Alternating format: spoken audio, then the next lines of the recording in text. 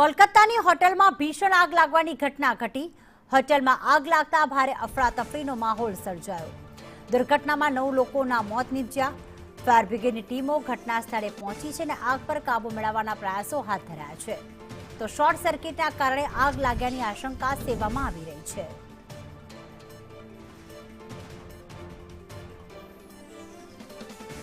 તો હાલમાં આગ પર કાબૂ મેળવવાના પ્રયાસ ચાલુ છે, પરંતુ 9 લોકોના મોત નીપજી ચૂક્યા છે। હજી પણ આગ જે છે તે હાલમાં આગ ભભૂકી ઉઠી છે અને ફાયર બ્રિગેડની ટીમ ત્યાં પહોંચી છે। કોલકાતાની આ હોટલ છે કે જ્યાં હાલમાં ફાયર બ્રિગેડની ટીમ અને પોલીસ કાફલો પણ પહોંચ્યો છે।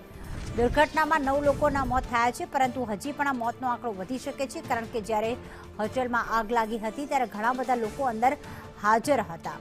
શોર્ટ સર્કિટ થયું હતું ને ત્યારબાદ આગ લાગવાની ઘટના ઘટી હતી।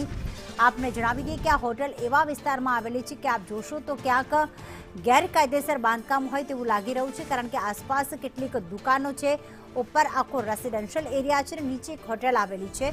હવે ખરેખર તેમાં કોઈ ફાયર સેફ્ટીના સાધનો હતા કે નહીં તે પણ એક તપાસનો વિષય છે, કારણ કે જ્યારે શોર્ટ સર્કિટ થયું ત્યારબાદ આગ ધીમે ધીમે પ્રસરવા લાગી હતી, પરંતુ હોટલનો દરવાજો એટલો નાનો હતો કે કોઈ પણ આમાંથી બહાર નીકળી શક્યું ન હતું।